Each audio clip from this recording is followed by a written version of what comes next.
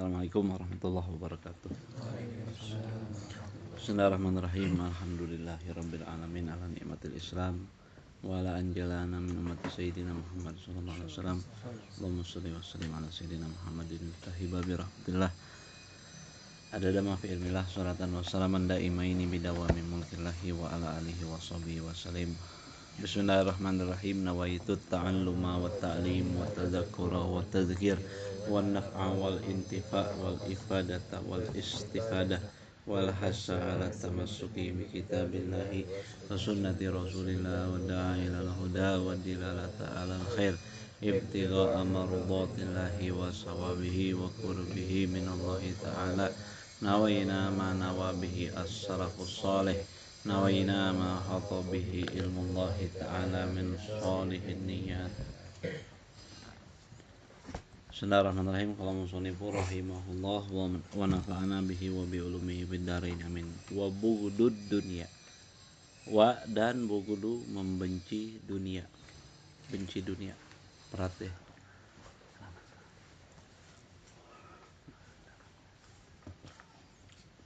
Benci dunia.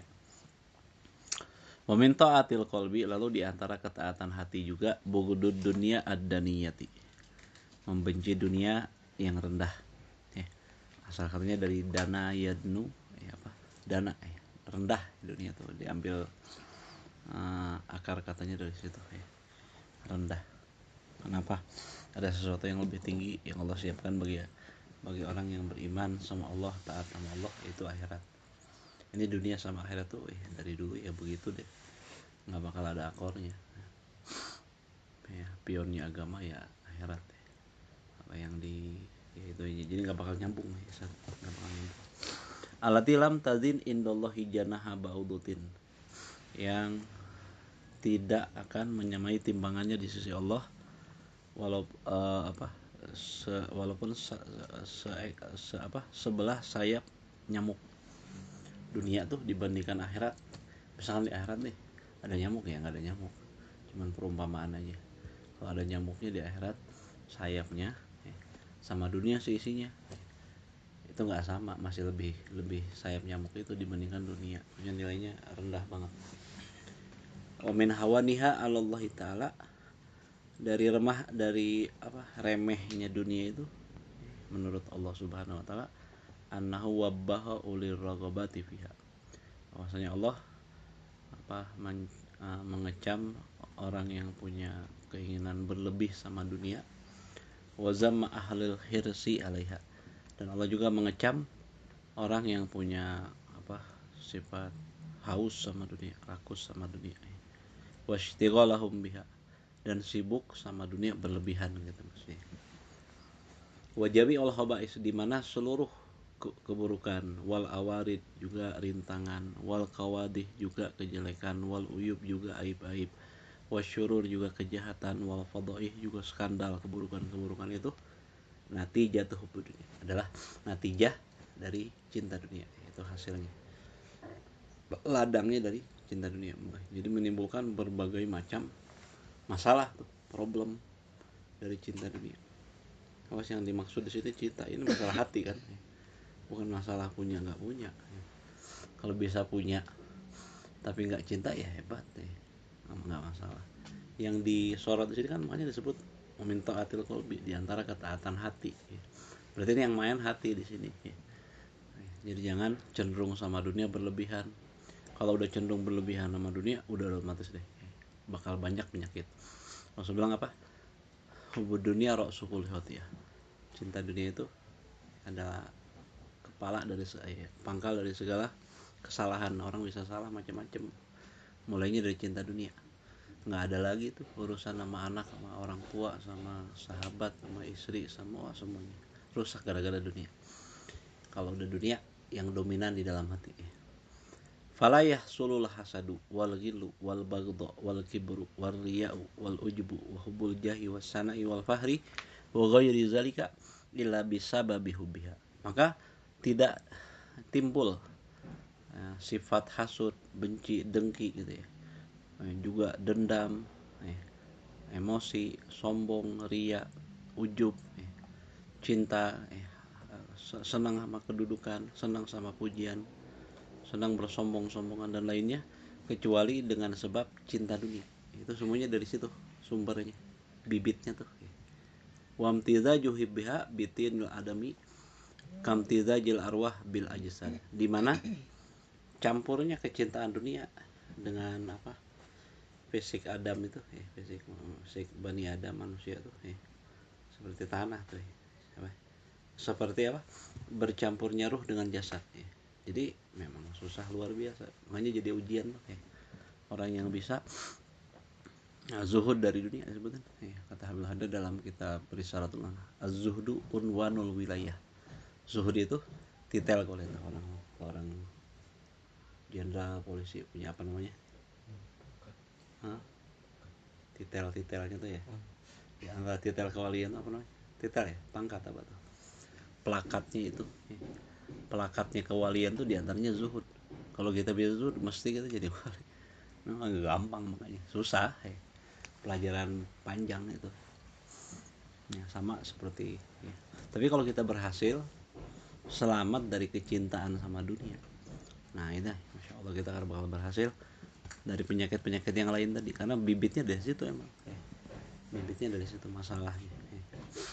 Qala ta'ala, Allah Ta'ala berfirman dalam surat Al-Kahfi dari 45 sampai 46 ya. Jadi orang-orang ya, ini ditujukan pada awalnya pada Utbah bin Abi Mu'aid dan para sahabatnya yang nyombongin Nabi, yang ngebully Nabi nih berkaitan tentang dunia. Kira dunia adalah segalanya. Nah, Rasul Allah turunin ayat, wadrib lahum masalal hayati dunia kama in anzalahu minas samai fahtalata bihi nabatul ardi fa asbaha hashiman tadruhu riyah. Wadrib, wahai Muhammad, buatkanlah lahum pada manusia masalal hayati dunia, perumpamaan kehidupan dunia itu gimana sih? Kama in anzalahu minas sama, itu seperti air hujan yang kami turunkan dari langit, fahtalata bihi nabatul ardi, sehingga menyuburkan dengan air hujan tadi tumbuh-tumbuhan yang ada di bumi. Dari kering turun hujan, tumbuhlah yang merahnya, hijaunya, manis, pedas, segala macam hidupan gitu. Fa'asbaha, namun pada akhirnya jadilah hashiman, dia bakal kering. Ada waktunya. Waktunya hijau, waktunya merah, waktunya subur, entar ada waktunya dia mengering, kering kerontang. Tazruhu riyah, akhirnya ditiup oleh angin. Wa kana Allahu ala kulli syai'in muqtadir. Ya gitu, ada musim-musimnya. Orang lagi naik, entar ada waktunya jatuh, lagi makmur, entar waktunya terpuruk. Lagi senang, entar waktunya hancur dia, berantakan. Lagi sehat, bugar, segala macam, entar ya dunia begitu lah dunia. Apa yang kita mau harapin dari dunia? Karena dunia itu nggak ada keabadian, nggak ada bukan nikmat. Kalau baru kemarin senyum kok sekarang jadi cemberut. Kalau kemarin ketawa kok sekarang jadi nangis. Bukan ini. Tempat senang tuh bukan begini modelnya. Mestinya bukan begini. Namanya senang aja. Nggak harus berakhir sama sesuatu yang tidak mengenakan gitu ya. Maksudnya pesannya apa? Bahwa dunia tuh begini. Jangan harapin kita senang dunia berlebihan. Gitu. Habis makan enak-enak penyakitan, gula lah, macam-macam. Ini dunia maksudnya. Jadi maksudnya Allah mau kasih unjuk pada kita tentang hakikat dunia tuh. Emang bener serius mau hidup di dunia gini terus Cuma rela gitu akhirnya ngorbanin nasib yang abadi di akhirat gitu maksudnya gitu, pesannya gitu wa kana Allahu ala kulli syai'in muqtadir, dan Allah atas segala sesuatu maha mampu. Al malu wal banuna zinatul hayati dunia. Harta juga anak-anak merupakan perhiasan, cuman perhiasan kehidupan dunia, bukan daripada bekal akhirat. Gitu yang dibangga-banggakan anaknya yang dibangga-banggakan hartanya, kecenderungan orang kayak gitu ya. Kalau dia lupa bahwa itu amanat, yang nggak jadi ladang kebaikan gitu. Wal baqiyatus sholihatu khairun inda rabbika sawaban wa khairun amala. Adapun baqiyatus sholihat, ini beberapa pendapat tentang baqiyatus sholihat itu apa. Yang bilang baqiyatus sholihat itu zikir, kalimat zikir subhanallah walhamdulillah wala ilaha illallah wallahu akbar. Lagi yang menyatakan salat 5 waktu. Terus ada yang nyatakan amal soleh, ini yang lebih mencakup semuanya. Amal soleh itu khairun inda rabbika, itu lebih baik di sisi Tuhanmu, sawaban dalam segi pahalanya, wa khairun amala, dan adalah harapan yang paling terbaik, harapan terbaik. Kalau orang berharap maksudnya harapan yang mesti dia kuatkan adalah harapan tentang kehidupan akhirat yang menjanjikan, ya gitu ya. Gitu ya. Bukan berarti Allah nyebutin harta dan anak tadi selalu bakal jadi dunia, tapi kalau kita lupa bahwa itu amanat, ya jadi dunia aja tuh. Bisa jadi akhirat gitu ya. Sana Ali bilang apa? Al malu wal banun harsud dunia. Harta dan anak-anak itu ya adalah ladang dunia itu ya, hasil dunia, panennya dunia. Nah, wal malu soleh harsul akhirah. Sedangkan amal soleh adalah panennya akhirat. Wa qad yajma'uhu Allahu li aqwamin. Namun kadang-kadang Allah kumpulkan dua-duanya, bisa dapat amal soleh juga harta juga anak. Allah kumpulkan, artinya dia dapetin kebaikan dunia dan akhirat. Itu manakala kita pakai semuanya, tahu itu amanat, mereka nggak lupain gimana ngurus harta yang baik, gimana ngurus anak yang baik gitu ya. Ya bakal dapetin amal soleh. Nah, jadi disipatin kenapa sih harta suka buat kita lupa ya, gitu juga karena kalau sayang kita berlebih sama anak, lupa bahwa di situ ada tuntunan, bahaya juga, bisa ngebahayain ya, biarin anaknya buka aurat, dibiarin anaknya ninggalin kewajiban, dibiarin anaknya kayak gitu ya. Ini dunia tuh intinya lumayan saka alin akhirah, semua yang buat kamu lupa dari akhirat itu di dunia ya. Istri bisa jadi dunia, anak bisa jadi dunia, sahabat bisa jadi dunia ya, semua juga bisa potensi jadi dunia, manakala itu ngelupain kita dari amal akhirat gitu ya. Tapi kalau kira-kira istri kita bisa nginget kita sama akhirat ya, anak, harta segala macam ya, kita nggak lupa ya, di situ ada pesan untuk taat, untuk ibadah ya, itu jadi bukan dunia, akhirat gitu ya. Nah gitu. Qala Nabi SAW, Rasulullah SAW bersabda, lauka nati dunia tak dilu indallahi janaha ba'udatin masako kafiran min hasyar batama. Andai kata dunia itu menyamai timbangannya di sisi Allah dengan sebelah sayap seekor nyamuk. Saking kecilnya kita nggak pernah lihat tuh, kecil banget ya. Masa iya sih mau meneliti sayap nyamuk, kecil banget ya. Masih kadang-kadang sayap siraru masih kelihatan ya, ini sayap nyamuk kecil banget ya.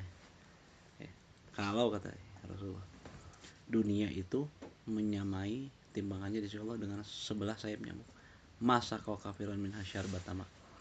Niscaya Allah nggak bakal kasih minum orang kafir dari dunia itu walaupun cuma seteguk air. Kalau sama, buktinya gimana? Banyak, berlimpah mereka ya. Berarti artinya apa? Ya nggak ada apa-apanya, nggak ada nilainya sama sekali. Jadi nggak ada nilainya sama sekali. Kata Sayyidina Ali, ya dunia, wahai dunia, menjauhlah dari aku. Silahkan kamu tipu yang lain. Sungguh aku sudah talak kamu 3 kali talak, sehingga aku nggak bisa balik, kau nggak bisa balik lagi sama aku. Nggak menunggu. Rasulullah itu benci sama dunia luar biasa. Kenapa? Buat mereka bisa lupa, lalai gitu ya. Nah, jadi satu waktu ketika Rasulullah lagi tidur gitu ya, lagi tiduran, datang Sayyidina Umar. Rasulullah bangun. Ketika Rasulullah bangun, kan Rasulullah tidurnya nyamping gitu ya. Tidurnya hamparannya bukan begini nih, empuk enak. Hamparannya tikar dari pelepah korma. Kalau tikar kita mah enak, masih empuk empuk enak itu. Ini sampai membekas di samping Rasulullah. Sayyidina Umar nangis. Kenapa wahai Umar kau menangis? Kenapa gerangan? Kenapa kau menangis? Ya kata Rasulullah, tidur begitu sederhananya luar biasa ini. Manusia teragung, seorang Rasul teragung, hidupnya sederhana luar biasa. Jadi Sayyidina Umar tergugah gitu. Kenapa kamu menangis? Kata Rasulullah. Rasulullah bilang, Sayyidina Umar bilang, dulu aku pernah datang ke kerajaan Persia dengan begitu mewahnya, bertelekan dengan kasur-kasur empuk, dengan buah-buahan yang begitu banyak, makanan yang begitu banyak, dikelilingin dengan para pembantu dan orang-orang yang bidadari bidadari. Hah? Maisuri Masuri gitu ya. Juga pernah datang ke Romawi, ke Kaisaran Romawi. Keadaannya begini. Sedangkan kau adalah Rasul ya Rasulullah katanya. Akhirnya nyebut gitu, beliau nggak tega lihat Rasulullah begitu kehidupannya. Rasulullah senyum ya Umar atar tuh lahud dunia walanal akhirah wahai Umar, apakah kamu nggak ridho buat mereka dunia sedangkan buat kita akhirat? Biarin buat mereka dunia remeh maksudnya, kenapa dipikirkan buat kita akhirat. Baru sambung dengan hadis ini, andai kata dunia itu menyamai timbangannya di sisi Allah dengan 11 sayap nyamuk, niscaya Allah nggak bakal kasih orang kafir walaupun seteguk air minum. Nyatanya bagaimana? Bebas-bebasnya. Artinya apa? Yang ada nilainya. Allah mau kasih orang yang beriman, orang yang setia sama Allah, beribadah, taat sama Allah, sesuatu yang jauh lebih mahal. Allah nggak mau ngasih receh sama mukmin. Tapi memang di pandangan kita sekarang terasa besar, memikat luar biasa. Ya Pak tuh ya, dunia itu khadiratun hulwah, kata Rasulullah. Ijo manis. Siapa yang nggak suka? Dulu almarhum Abah bilang apa? Jarang sekali orang yang nggak ketipu sama dunia. Nggak tua, nggak muda, nggak laki, nggak perempuan, nggak berilmu, nggak awam, nggak soleh, kadang-kadang soleh masih cinta dunia, juga nggak toleh, rata-rata udah kena sama dunia tuh ya. Makanya ya Masya Allah begitu banyak sekali dampak-dampak yang ditimbulkan gara-gara cinta dunia ini. Nah itu ya. Qala sallallahu alaihi wasallam, Rasulullah SAW yang bersabda, ad-dunya mal'unatun, dunia itu dilaknat. Mal'unun mafiha, terlaknat juga mafiha, apa yang ada di dalam dunia, illa zikrullah, kecuali zikir pada Allah. Kalau yang di dunia itu zikir Allah, dia lepas dari laknat. Wa ma walahu, dan apa yang di sekitarnya. Nih, syafaat ahli zikir. Yang zikir misalkan di madrasah, sekeliling madrasah itu 40 rumah sekeliling, dapetin keselamatan dari laknat Allah. Hanya itu jadi syafaat orang yang ahli zikir tadi. Wa ma walahu, jadi orang yang zikir dan orang yang di sekitar orang zikir, walaupun mereka nggak zikir, yang di sekitar tadi istimewanya, untungnya tuh ya. Au aliman, begitu juga seorang alim, au muta'aliman, atau orang yang belajar, pengajar dan belajar. Jadi semuanya terlaknat kecuali 4. Maka jadilah 4 ini agar kita nggak masuk laknat Allah. Imma jadi orang yang berzikir, wa imma ada di sekitar orang yang berzikir, orang soleh, hidupnya bertetangga sama orang soleh, terus jadi seorang alim atau jadi muta'alim. Dalam hadis lain Rasulullah menyebutkan kun aliman au muta'aliman au mustamian au muhibban. Jadilah kalian 4, jangan jadi 5. Kalau jadi 5 entah jadi yang kelima fatahlik, kamu akan celaka. Jadilah seorang alim, pengajar, atau nggak bisa jadi pengajar, jadilah pelajar. Nggak bisa jadi pelajar, jadilah pendengar. Kalau pelajar itu beda sama pendengar. Kalau pelajar itu megang buku, nyatet, menulis, itu disebut muta'aliman. Kalau mustamian denger aja nguping, itu juga dianjurin. Kalau nggak bisa jadi alim, jadilah pelajar. Kalau nggak bisa jadi pelajar, jadilah mustami, jadi pendengar. Kalau nggak bisa jadi mustami, jadilah pecinta. Jangan jadi yang kelima. Yang kelima apa? Nggak alim. Geus mah teu alim, teu jadi ustad, teu jadi kiai. Geus mah teu jadi santri, geus mah teu jadi mustami, geus mah teu jadi pecinta. Jadi apa? Pembenci. Ada kiai ustad ya. Kita ustad ini risi lagi gitu. Lihat santri, kapan kita bisa maju kalau semuanya jadi santri? Wah, apa lama saja. Atau mustami, dia benci sama semuanya tuh. Bahkan benci sama pecinta 3 golongan tadi. Cinta sama ulama, cinta sama santri, pelajar gitu. Cinta sama mustami.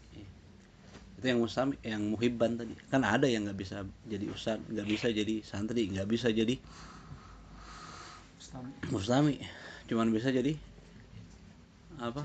Muhibbin aja, pecinta aja. Nah, itu juga masih aman. Yang bahaya ini kata Rasulullah, jangan jadi yang kelima. Ini yang bakal celaka. Nah gitu. Ini yang jauh. Yang jadi. Nah gitu. Wa an Jabir radhiyallahu anhu, dari sahabat, diriwayatkan juga dari sahabat Jabir, anna Rasulullah sallallahu alaihi wasallam marra bisuk, bahwa Rasulullah sallallahu alaihi wasallam pernah lewatin satu pasar, dahilan fi min ba'dil aliyah. Beliau masuk pasar tadi dari dataran tinggi gitu ya. Wan nasu kana fatai. Sedangkan orang-orang ada di samping kanan kiri Rasulullah. Masuk pasar, orang-orang di sini para sahabat Nabi. Turun dari arah tinggi ke bawah. Famarra bi jadi asak kamayitin. Maka ketika masuk pasar lewatin ada satu kambing muda yang kupingnya kecil banget ya, aib gitu ya, kayak cacat gitu ya. Mayit udah bangke ya. Kambing kecil ya. Kambing kecil kondisinya cacat, udah gitu bangke lagi ya. Fatana walahu, maka Rasulullah ngambil tuh bangke tadi, fa akhadha bi udhuni, Rasulullah pegangin kupingnya kecil tuh, liatin, langsung nunjukin. Sumakal, kemudian berkata, ayyukum yuhibu anna hadza lahu bidirham. Siapa di antara kalian yang mau beli ini 1 dirham aja? Mau nggak bayarin ini 1 dirham? Waqalu, maka para sahabat jawab, manuhibu annahu lana bisyai, ya Rasulullah. Ya nggak mau dong, ngapain bangke? Walaupun sedikit, dibayar sedikit pun nggak mau. Apalagi harus bayar 1 dirham, 150 ribuan lah gitu istilahnya. Wa ma nasna'u bihi, apa yang kita akan lakukan dengannya ya, apa yang kita bisa lakukan buat bangke kayak gini, dipakai buat apa, bakal naon gitu ya. Kecil, kalau gede mah kulitnya masih bisa dipakai, ini kecil gitu ya. Qal atuhibbuna annahu lakum, kalau begitu mau nggak kalian dikasih ini, mau nggak ini untuk kalian, maksudnya dikasih gratis cuma-cuma. Qalu, mereka berkata, wallahi laukana hayyan kana aiban fi li annahu asakun fakaifa wa huwa maitun. Demi Allah, andai kata dia hidup aja itu kan aib ya. Berarti dia penyakitan, ininya kecil gitu ya. Kecil banget. Karena dia asak tadi, karena dia kupingnya kecil, hampir nggak ada. Maka apalagi kalau ini bangke, ya nggak mau Rasulullah maksudnya. Kalau hidup aja kita dikasih cuma-cuma, mungkin kami nggak mau, apalagi udah bangke gitu ya. Faqal, maka Rasul bilang, wallahi lad dunya ahwanu 'alallahi min hadza 'alaikum. Maka demi Allah, sungguh dunia itu lebih remeh bagi Allah dibandingkan ini untuk kalian ya. Jadi dunia lebih remeh dibandingkan ini semua ya. Dunia nggak ada nilainya. Jadi satu waktu ketika Rasulullah Isra Mi'raj Rasulullah dikasih unjuk macam-macam hal kan ya, hakikat-hakikat gitu ya. Ketemu diperlihatkan neraka, surga, dan diperlihatkan satu waktu ketika Isra itu ada nenek-nenek udah tua banget nih, keriputnya udah banyak banget ya, udah nggak kehitung, banyak keriputnya, udah bertingkat-tingkat udah dah ya. Tapi dia pakai gincu, pakai bedak, begitu menornya, masih aja pakai berdandan dengan tebalnya gitu, menor. Maka Rasulullah nanya, ini siapa nih, si nenek-nenek sini ini masih aja menor begini. Kata malaikat Jibril, itulah dunia kan ya, udah tua masih aja bersolek sampai sekarang ya. Dunia udah berapa generasi yang dilalui sama dia ya. Tapi ya masih kita kasih ketipu aja ya. Udah banyak yang ditipu sama dunia, tapi nggak ada yang bisa, yang nggak ngerti, masih aja nggak ngerti bahwa dunia itu menipu mulu ya. Gurur, menipu mulu. Qala al-Imamu Abdullah bin Alawi Al-Haddad rahimahullah, berkata Al-Habib Abdullah Al-Haddad sahibur ratib, inna dunya ibaratun, sesungguhnya dunia itu adalah ibarat, an kulli ma ala wajhil ardi minal mustahayat, mengenai segala sesuatu yang ada di permukaan bumi daripada hal yang memikat, yang membangkitkan selera, yang diinginkan banyak orang, wal ladzat, dan kelezatan, wa asnafil amti'atil lati tashihal nufus, dan berbagai macam benda-benda, barang-barang, manik-manik, allati tashtahihan nufus, yang memikat nafsu gitu ya. Wa tamilu alaiha, yang buat condong nafsu padanya, wa tahrisu 'alaiha, dan buat nafsu tuh tertaut padanya. Faman ahabba zalika wa raghiba fi, maka barang siapa yang senang pada dunia, semangat sama dunia, washtadda hirsuhu alaih, dan kuat tautannya sama dunia, walaisa alaihi gharadun, walaisa lahu gharadun fi dzalika illa tamattu wa talazzuz wa tana'um, dan tidak ada pada dia selain keinginan untuk dunia pada hal tersebut, kecuali untuk bersenang-senang dan mencari kenikmatan. Sara bidzalika min jumlatil muhibbina lid dunya, maka jadilah dia termasuk kelompok yang pecinta dunia tadi, yang dilarang sama syariat tadi, yang dikecam sama syariat. Warraghibina fiha, dan orang-orang yang terlalu kuat motivasinya sama dunia. Fa in afrata bihi zalik wa ghalaba alaih, maka andai kata dia berlebihan pada hal tersebut, melampaui hal tersebut, hatta la yubali, sampai dia nggak peduli min aina ahaza dunia, min halalin am min haramin, dia nggak peduli ngambil dunia dari mana, mau yang halal kayak mau yang haram, hakan gitu ya, hakan nggak peduli, emang yang penting gua tajir dah ya, nggak ada urusan gimana dari mana. Ada bahasa orang tuh apa, yang haram aja susah, apalagi yang halal. Udahlah, jangan apa, jangan rewel lah, jangan ganggu saya ya. Ketika dinasihatin jangan berlebihan sama dunia. Udah nggak peduli lagi sholat, nggak peduli lagi puasa, nggak peduli lagi orang tua, nggak peduli lagi. Kalau udah begitu, udah nguasain hati seorang. Hatta syaghala bisababi hirsihi, sehingga dia sibuk, begitu sibuknya dengan sebab dia termotivasi ala dunia, pada dunia, wasaihi, dan upaya untuk dunia, amma faradallahu alaihi min ta'ati, jadi sibuk dengan dunia sampai nggak sempat lagi mengerjakan sesuatu yang difardukan daripada ketaatan pada Allah. Nggak peduli sholat, betapa banyak tuh ya yang kerja usaha sholat dan nggak peduli, sibuk ya, keloba pasien ya, keloba konsumen ya, lagi sibuk, aduh udah ntar aja deh, ntar aja nggak sholat, sampai nggak sholatnya, banyak kan begitu teh. Nah ini cinta dunia yang udah kejauhan gitu. Nah, udah kejauhan sampai nggak peduli lagi yang fardu. Wa waqa'a bisababihi fi ma harramallahu alaihi min ma'siyati, dan terjerumus dengan sebab cari dunia, sibuk dunia tadi, pada sesuatu yang diharamkan Allah daripada maksiat. Nggak peduli korupsi, udah nindas orang, zolim segala macam, nggak peduli orang susah, nggak ada urusan, yang penting gue banyak dunia, banyak materi ya, kan ya. Udah nggak peduli anak-anak mungkin kelaparan, apa rakyatnya gimana ya, contohnya begitu ya, orang-orang di sekitarnya kesusahan, nggak peduli. Faqad tahaqqaqa fi haqqihil wa'idul warid fil muhibbi lid dunia, maka orang yang model gini sudah terwujudkan pada dirinya ancaman yang datang mengenai orang-orang yang cinta sama dunia, muhibbin dunia gitu.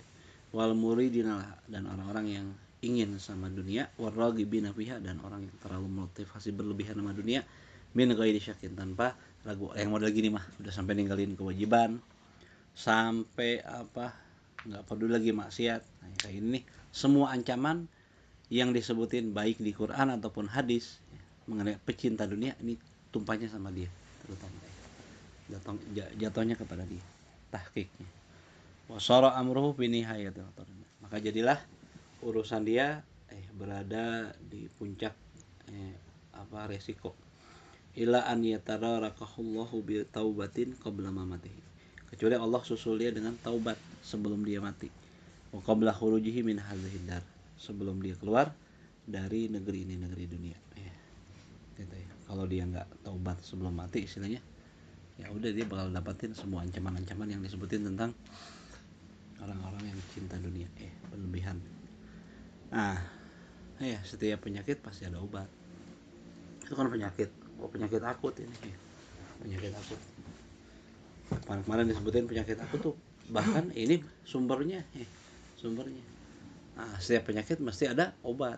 Nah, apa obatnya? Di sini sebutin wa ilaju hubud dunia, kata Habib Ahmad bin Zain al-Habsyi.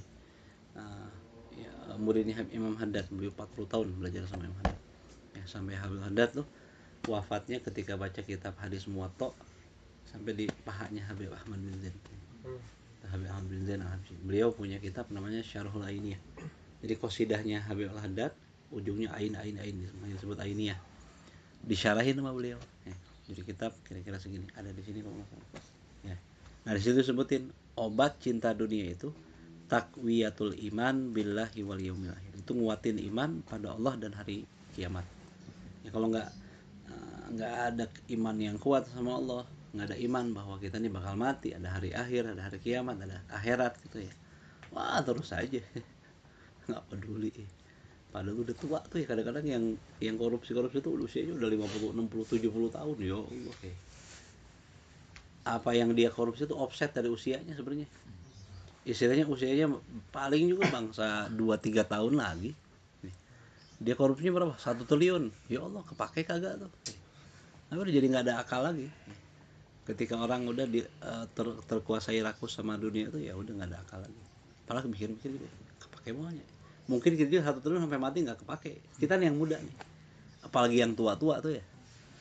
Tuh ya, itu satu gambaran. Ya kita juga pasti ada, bukan nggak, jangan nyorotin sama yang korupsi juga. Mungkin juga kita, bukan mungkin, kita juga Nah, kita juga ada gitu. Itu gambaran maksudnya. Nah, jadi obatnya tadi nguatin iman pada Allah, nguatin iman pada hari akhir, pada kiamat. Wal ilmu, itu pertama, obat pertama. Ini beberapa obat nih. Wal ilmu bifana dunia wa haqaratiha. Dan mesti punya ilmu, mesti punya pengetahuan, kesadaran bahwa dunia itu fana. Dan dunia itu remeh, wa bughdiha, dan harus punya benci sama dunia. Arti benci di sini ini nggak cenderung lah, nggak resep lah. Memang bahasannya berat nih, karena kita masih suka sama dunia, nggak disebut benci dunia, waduh bahasannya galak amat ya. Gimana, emang begitu. Yang di robah-robah bughdu itu benci. Ijid ijid, ada bahasa halus buat ijid gak? Bendu. Sama aja, emang begitu adanya. Gimana benci sama dunia. Yang maksud di sini ya, kita jadikan dunia ya, kebalikan bughdu dunia itu maksudnya zuhud. Yaitu apa? Menjadikan dunia hanya di tangan, bukan di hati. Gitu aja simpelnya. Apa? Nabi Allah Sulaiman itu kaya luar biasa. Tapi kayaknya bukan dia taruh di dalam hati. Dalam hatinya tetap Allah. Para solihin nggak mau naruh di hati mereka selain Allah Rasul. Itu sesuatu yang baik aja, yang mahal gitu. Berliannya di situ. Jadi kalau harta di mana? Di tangan aja. Jadi kalau di tangan tuh gampang keluarnya. Gampang dapat, gampang keluar. Ya nggak susah-susah, ya simpel aja lah. Ini alat semua. Kita nih harus memperalat dunia, bukan dunia memperalat kita jadi hamba dunia. Capek dari pagi keluar, pulang sore dipikir mau tidur, pulang bangun tidur ingat tuh, wah capek gitu. Itu jadi hamba dunia gitu. Ntar akhirnya udah pas kayaknya usia berapa, usia 40 50 udah stroke, udah ini, udah macam-macam. Ngapain? Capeknya udah lama kan, kadang-kadang kayaknya kan belakangan tuh jarang yang kayak muda dibodoh-bodohin gitu cuman banyak yang nggak nyadar gitu jadi jadikan di tangan kalau di dalam hati susah mau keluar. Ada orang janda nggak mampu, ada orang fakir miskin mau butuh, keluarinnya kayak keluarin nyawa dalam hati soalnya Jadi jadikan dunia itu di dalam tangan kita, bukan di dalam hati. Ya peralat gimana sih, alat sih itu pun cuma alat. Jangan sampai alat justru yang memperalat kita, kan lucu, konyol. Alat kok memperalat kita? Itu dunia tuh semua alat, wasilah aja. Wallahu a'lam. Subhanallahumma bihamdika asyhadu an la ilaha illa anta astaghfiruka wa atubu ilaik. Assalamualaikum warahmatullahi wabarakatuh.